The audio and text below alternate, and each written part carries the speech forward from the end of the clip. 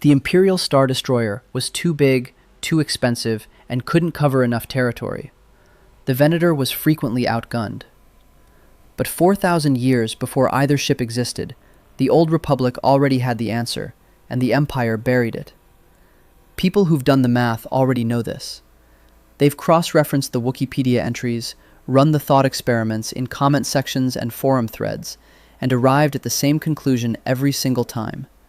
The Harrower-class Dreadnaught was the superior warship, and everything built after it, including the most iconic capital ship in science fiction, was a step backward. Today, Imperial naval doctrine goes on trial. The Harrower is Exhibit A. The evidence will speak for itself. The Sith Empire that produced this warship didn't stumble into good engineering. Over 1,000 years of exile on Dromund Kaas forged a civilization with one obsessive purpose: the destruction of the Galactic Republic. Every credit in their economy, every innovation from their shipyards, every advancement in metallurgy and weapons engineering funneled toward building a fleet capable of crushing a galactic superpower in a single devastating campaign. Peacetime appropriations committees didn't exist. Senators didn't argue over defense budgets. The Emperor, the Dark Council, and the relentless machinery of a fully militarized civilization. That was the entire decision-making apparatus. And the warship they produced reflected that clarity of purpose with terrifying precision. Two conflicts shaped the engineering tradition that birthed the Harrower. The Mandalorian Wars, from 3976 to 3960 BBY, established the defining principle of Old Republic ship design. War is the ultimate quality assurance test, and only vessels that survive contact with an equally motivated enemy get to set the standard. Centuries later, the Great Galactic War erupted in 3681 BBY and raged for nearly 3 decades until the Treaty of Coruscant in 3653 BBY. Existential warfare on a galactic scale, the kind of conflict that incinerates every design compromise, every cost-saving shortcut, every good-enough concession in military engineering. Both wars punished specialization and rewarded one thing above all else: versatility. A warship that could only slug it out in broadside exchanges became a liability the moment the enemy deployed fighter screens. A carrier that couldn't hold its own against capital ships became a death trap once its fighters were overwhelmed. Republic Valor-class cruisers were genuine threats during this era, capable of concentrating fire and exploiting any gap in a fleet's defensive posture. Single-purpose warships died in those engagements. Multi-role platforms survived. Sith naval architects solved that tension with a warship that refused to choose between roles, and they pulled it off on an 800-meter hull. Size estimates for the Harrower-class vary across sources. The smaller BSX-5 Dreadnaught variant sat at around 600 meters, the standard production model at 800 meters, and specialized configurations pushed toward 1,200 meters. The 800-meter number is the most commonly cited, and it's the one that makes what follows most damning. Because at 800 meters, the Harrower was accomplishing things the 1,600-meter Imperial Star Destroyer would fail to accomplish at double the size. Start with the guns. Harrower-class dreadnoughts mounted heavy turbolaser batteries, heavy ion cannons in battery configuration requiring 5 gunners per mount, quad laser cannon batteries with 6 gunners per mount, and heavy proton torpedo launchers. Compiled specifications across multiple sources describe 18 quad turbolaser batteries, 18 standard turbolasers, and 10 ion cannons, all layered behind heavily reinforced hull plating and protected by 4 dedicated shield generators. Multi-weapon linked targeting systems coordinated fire across multiple batteries simultaneously, enabling devastating precision rather than simple saturation across broad arcs. Each battery could be brought to bear with coordinated timing, giving the Harrower a concentration of fire capability that made its volleys surgical rather than wasteful. The heavy turbolaser loadout deserves direct attention because the data is contested, and this audience already knows it. Source variants describe the loadout as ranging from 4 to 8 triple-barrel heavy turbolaser mounts, depending on configuration and production run. That range reflects the Harrower's nature as an adaptable platform built across multiple configurations, rather than a single standardized design. Acknowledging both ends of that range matters more than cherry-picking one number and pretending the debate is settled. Impressive armament on a mid-size hull. Good. But guns alone don't build a prosecutorial case. Starfighter capacity does. Standard Harrower-class dreadnoughts carried 162 combat craft, 95 Mark VI Supremacy-class starfighters, 32 B-28 Extinction-class bombers, and 35 shuttles for troop deployment and logistics. 162 combat craft on an 800-meter hull. This ship functions simultaneously as a battleship and a fleet carrier, engaging enemy capital ships with its own batteries, while flooding the surrounding battle space with nearly 100 dedicated fighters and over 30 bombers. No subsequent warship in the Star Wars timeline replicated that balance. Genuine parity between ship-to-ship firepower and carrier operations on a single, efficiently sized platform. The carrier role didn't compromise the gun role. The gun role didn't cannibalize hangar space. Both capabilities existed at full strength, housed in a hull half the length of its supposed successors. Crew complement locks the efficiency argument into place. Harrower-class dreadnoughts required 2,400 crew and could carry 7,300 troops. 2,400 personnel for an 800-meter warship hauling 162 starfighters and enough soldiers to seize a planetary objective? That works out to 3 crew members per meter of hull length. When the Imperial Star Destroyer's manning requirements enter this comparison, the disparity stops looking like an oversight and starts looking like institutional negligence. Numbers on a spec sheet establish capability. Numbers from a battle report establish proof. During the sacking of Coruscant in 3653 BBY, fleets of Harrower-class dreadnoughts formed the backbone of the Sith Armada that descended on the Republic's capital world. Led by Darth Malgus and supported by Lord Angril's forces, these ships overwhelmed Republic orbital defenses, established space superiority, and provided the assault platform from which Sith forces descended to destroy the Jedi Temple itself. Javis Koldor's flagship, the Scream of Ragnos, served among the Harrower-class vessels in the operation. Full-spectrum warfare, orbital superiority, starfighter dominance, troop deployment, sustained bombardment, and the Harrower delivered on every phase simultaneously. This ship didn't just look good on paper. It burned the Republic's capital to the ground and controlled every stage of the engagement, from high orbit to the Temple steps. Across other engagements throughout the Great Galactic War, Harrower-class dreadnoughts proved their dominance as the Sith Empire's primary capital ship against Republic opposition fielding capable warships of its own. Valor-class cruisers could concentrate fire and punish design weaknesses. Against the Harrower, they found none worth exploiting. Fast forward nearly 4,000 years. Clone Wars over. Republic dissolved. Galactic Empire ascendant. And the most powerful military institution in the galaxy faces a shipbuilding decision that will define its strategic posture across 1 million star systems. They chose the Imperial-class Star Destroyer, and from the moment the first keel was laid at Kuat drive yards, the regression began. Imperial 1-class Star Destroyers and their successors, the Imperial II, measured 1,600 meters in length, double the standard Harrower. At twice the size, you'd expect at least twice the starfighter complement, dramatically superior operational flexibility, and at minimum, the same balance between firepower and force projection that the Harrower achieved 4 millennia earlier, maintained and improved upon with 4 millennia of engineering progress. Instead, the Imperial I-class carried 72 TIE fighters, 72, on a 1,600-meter hull. At half that length, the Harrower carried more than twice as many combat craft. The Empire doubled the hull and gutted the air wing. That gap represents a philosophical abandonment of carrier doctrine so complete it defies any rational engineering justification. Armed with turbolasers and ion cannons, the 1,600-meter Imperial II could subjugate a planet or serve as a command vessel for fleet operations.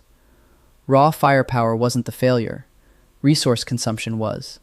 Imperial Star Destroyers required 37,000 crew members, 37,000 souls to operate a single ship. The Harrower accomplished its mission, arguably a broader mission encompassing carrier ops, ship-to-ship combat, and ground force deployment, with 2,400.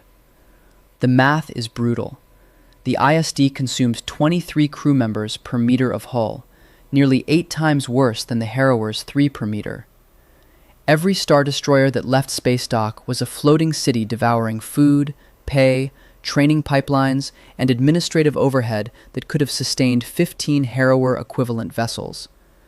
At a unit cost of 150 million credits, with the Empire constructing an estimated 25,000 of them, the financial commitment was staggering, and the tactical return per credit was a fraction of what the Harrower delivered 4 millennia earlier, with a fraction of the investment. The Venator-class Star Destroyer should have been the bridge between Old Republic carrier philosophy and the modern Imperial fleet. Measuring 1,137 meters, the Venator served as the Republic Navy's workhorse during the Clone Wars. The Star Wars book acknowledges the Star Destroyer lineage as having its modern roots dating back to the Republic's Venator-class ships, calling it a capable warship. Capable, yes. Balanced, no. Its starfighter complement landed at 92 craft of varying types, respectable, but still short of the Harrower's 162, despite the Venator stretching nearly 350 meters longer. True warships like the Venator could feed nearly their entire operational capacity into sustained combat, yet the ship remained fundamentally a carrier compromise. It excelled at launching fighters. Prolonged ship-to-ship slugging matches against dedicated battleships exposed its limits. Sith engineers had solved that problem 4,000 years before the Venator's keel was ever laid. Brawler and carrier fused into a single hull, neither role sacrificed for the other, on a platform hundreds of meters shorter. That transition from Venator to Imperial Star Destroyer buried balanced warship design for good. Star Wars Battles That Changed the Galaxy describes Imperial Star Destroyers as 4 times the size of the Republic's Venator class, a measurement referring to volume and mass displacement rather than linear length. Behind that growth sat an unmistakable conviction. The Empire believed bigger meant dominant. Star Destroyers and TIE fighters became ubiquitous across the Imperial fleet, but ubiquity has never been the same thing as effectiveness. Mass-producing a warship that could cow an undefended planet, and that crumbled against any opponent who'd studied its weaknesses, wasn't building a navy. It was building a propaganda tool with engines. Philosophical decay at the core of Imperial shipbuilding had a name: the Tarkin Doctrine. Grand Moff Wilhuff Tarkin articulated the governing principle of Imperial military strategy across 2 decades: rule through the fear of force, rather than through force itself. Fear will keep the local systems in line. Imperial Star Destroyers with that philosophy rendered in durasteel. Sheer mass, bristling weapon emplacements, a command bridge elevated on a tower above the main hull for maximum visibility. Every design choice served intimidation. Planetary governors were supposed to see that silhouette in orbit and abandon any thought of resistance. Intimidation as naval architecture. A warship engineered to prevent confrontations, which works beautifully right up until someone decides to fight back. The exposed bridge tower crystallized everything wrong with this philosophy. Rising above the main hull on an elevated superstructure, the ISD's command center sat visible, relatively unprotected, and positioned exactly where an incoming strike would aim. Tarkin Doctrine logic demanded the bridge be seen, a monument to Imperial confidence projected across vacuum. Contrast that with the Harrower, which featured an integrated, heavily armored profile with critical command systems protected within the main hull mass. One ship was designed by engineers who expected to absorb enemy fire. The other was designed by political appointees who expected obedience. Line all 3 ships up. Harrower-class Dreadnaught, 800 meters, crew of 2,400. 162 combat craft, 95 Mark VI Supremacy-class starfighters, 32 B-28 Extinction-class bombers, 35 shuttles, 18 quad turbo laser batteries, 18 standard turbo lasers, 10 ion cannons, heavy proton torpedo launchers, 4 dedicated shield generators, heavily reinforced hull plating, integrated bridge profile, troop capacity of 7,300.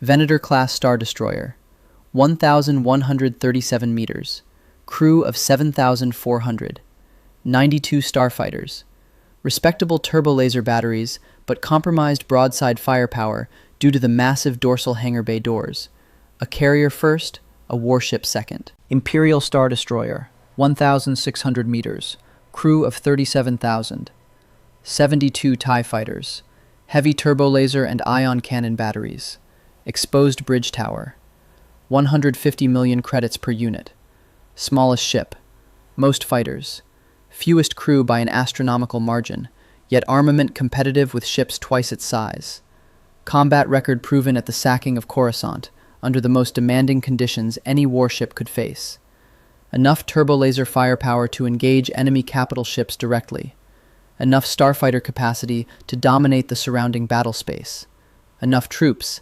7,300, to project power onto a planetary surface, and efficient enough in crew and credits to produce in the numbers needed to actually patrol galactic territory, rather than parking one bloated capital ship above each core world and hoping the outer rim stays quiet. The Goldilocks warship. Everything built after it lurched toward one extreme or the other, and paid the price. Now, the Harrower's 95 Supremacy-class fighters and 32 Extinction-class bombers were formidable for their era. They were also running 4,000-year-old power plants and 4,000-year-old targeting systems. Strip them out. Load those 162 hangar slots with modern Imperial starfighters. Replace the Supremacy class with TIE Defenders, the most advanced starfighter the Empire ever produced, equipped with shields, a hyperdrive, and firepower that challenged anything in the Rebel fleet. Fill the bomber berths with TIE bombers for anti-capital ship strikes, or swap in TIE interceptors for fleet defense, depending on the mission profile.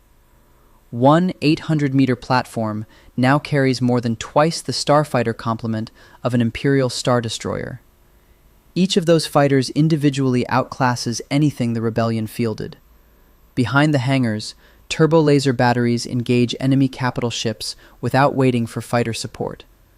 The whole operation runs on 2,400 crew. Fleet math turns this from a thought experiment into an indictment. For the crew cost of a single Imperial Star Destroyer, 37,000 personnel, you could man over 15 modernized Harrowers, 15 capital-class platforms, each carrying more fighters than the ISD it replaced, each mounting turbo-laser batteries capable of independent ship-to-ship engagement, each requiring a fraction of the logistics footprint. At 150 million credits per ISD, the budget for even a small portion of the Empire's 25,000-strong Star Destroyer fleet could have produced an armada of modernized Harrower-class vessels offering coverage, firepower, and fighter capacity that would have made the Rebellion's strategic calculus completely impossible. The Empire didn't need the Death Star to enforce galactic order. It needed to open a history book. That thought experiment cracks open something much larger than a single ship comparison. The Harrower's whole philosophy, its balance of carrier capacity and direct firepower, crew efficiency, integrated defensive architecture, remained superior to anything produced in the following 4 millennia. Between the Harrower era and the Imperial era, the only meaningful changes were better starfighters and higher output turbolaser crystals. Modular upgrades, new guns bolted onto old hardpoints, new fighters loaded into old hangars. The platform itself never needed replacing, because nobody designed a better one. Nobody even tried. Zerka Corporation proved this stagnation wasn't isolated to warship design. Operating across the Old Republic era and appearing prominently in both Knights of the Old Republic games, Zerka built a sprawling commercial empire on one core competency: excavating ancient weapons, technology, and artifacts from worlds like Korriban and Telos 4, then repackaging them as contemporary products for resale. A galactic arms dealer whose business model was architectural grave robbing, and whose customers couldn't distinguish ancient from modern because functionally there was no distinction. A lightsaber constructed by a Jedi Knight in 3956 BBY was mechanistically indistinguishable from one constructed in 19 BBY. The Rakata Infinite Empire, which preceded even the Old Republic era by millennia, had produced technologies, the Starforge chief among them, that the galaxy at its so-called height could neither replicate nor fully understand. Technology in the Star Wars galaxy didn't climb a steady upward curve. It peaked thousands of years before the events most fans consider the modern era, then plateaued. Civilizations that followed spent their centuries rediscovering, repackaging, and occasionally forgetting what their ancestors had already mastered. The Harrower-class Dreadnaught is one proof among many, but it may be the most devastating, because warship design is where resource allocation, engineering talent, and strategic necessity converge, with zero margin for pretense. You can't fake a functional carrier battleship. Either the hangar holds 162 combat-ready craft, or it doesn't. Either the turbo laser batteries can slug it out with enemy capital ships, or they can't. Either 2,400 crew can operate the whole platform, or they can't. The Harrower met every benchmark. 4,000 years of progress produced ships that met fewer. War explains both the peak and the long decline that followed. The Mandalorian Wars and the Great Galactic War created decades of sustained existential pressure, periods where innovation meant survival and stagnation meant extinction. Like the compressed technological explosion of the Second World War applied across galactic campaigns, these conflicts forced engineering forward at a pace peacetime economies couldn't sustain. Engineers facing extinction don't cut corners. They don't optimize for cost or aesthetics. They optimize for winning fights against opponents who are equally desperate and equally inventive. Long centuries of relative stability after those wars inverted the equation entirely. The Republic's slow bureaucratic drift, the Empire's 2 decades of enforcing compliance through intimidation rather than contested warfare, both rewarded institutional inertia over engineering ingenuity. Kuat drive yards didn't need to build a warship better than the Harrower. They needed to build a more imposing-looking one. The Tarkin doctrine didn't demand engineering excellence. It demanded engineering theater. And theater is what they delivered, at 1,600 meters and 150 million credits per performance. Imperial leadership understood, on some level, the compromise they'd made. Officers who studied naval history would have encountered records of Old Republic fleet engagements, records that Palpatine himself had studied with obsessive thoroughness, having plundered the Sith archives of Korriban and Dromund Kaas, consumed every holocron, and raided every tomb. He knew what those ancient warships could do. Yet the blueprints of the Harrower sat gathering digital dust in the classified archives of Imperial Center, unread and unused. Not suppressed so much as neglected, buried under the institutional weight of a doctrine that never demanded anyone look backward. Easier to build bigger and call it better. Easier to rule through fear and hope nobody ran the numbers. Somebody ran them at the Battle of Endor. The supposedly invincible Imperial fleet met a smaller, more agile force of rebel warships and starfighters, exactly the mixed capability opponent the ISD was least equipped to handle. Exposed bridges, starfighter anemic hangars, doctrine built on intimidation instead of tactical adaptability. Every structural weakness the Empire designed into its own fleet was exposed in real time above a forest moon. Rebels didn't need to match the Empire ship for ship. They exploited the gaps that Tarkin doctrine thinking had baked into every Star Destroyer since the first one rolled off the line. A Harrower wouldn't have buckled under that pressure. 4 shield generators, integrated command profile beneath reinforced hull plating, 162 combat craft ready to flood the engagement zone. Turbo laser batteries engaging capital ships independently of the fighter screen. Crew requirements low enough to field entire fleets where the Empire could barely staff individual ships. An 800-meter hull packing more genuine combat capability than a platform twice its length. Designed 4,000 years later by a civilization that believed it sat at the pinnacle of galactic power. The most advanced warship in Star Wars history wasn't built in the age of the Empire. It was built 4,000 years before, during an era of existential war, by engineers who understood that survival depended on getting the design right, not getting the design big. Nobody in the millennia that followed ever surpassed it. The institutions that could have learned from it chose neglect instead, because acknowledging what an ancient warship achieved would have convicted everything they'd built since. The verdict is in. The Empire is guilty of arrogance, of doctrinal malpractice, and of burying the answer that was sitting in its own archives the entire time. You were right all along. Subscribe for more stories like this.